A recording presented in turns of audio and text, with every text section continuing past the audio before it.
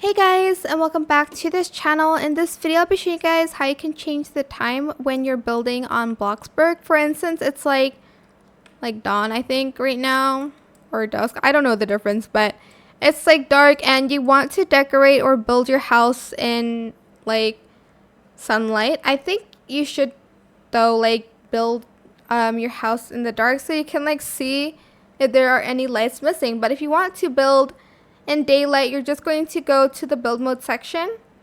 Then you're just going to select change time or B on your keyboard. So you'll be able to see your house in daylight or at night and stuff like that. Or again, just simply click here. And that is it. I hope it was helpful for you guys. Don't forget to like, comment, share. Also subscribe to this channel if you haven't done that already. If you have any more questions, just leave it in the comment section down below. I'll try my best to answer them all for you guys. And if you found this video helpful, please click the thanks button as well. That is it for this video. Thank you so much for watching. Bye.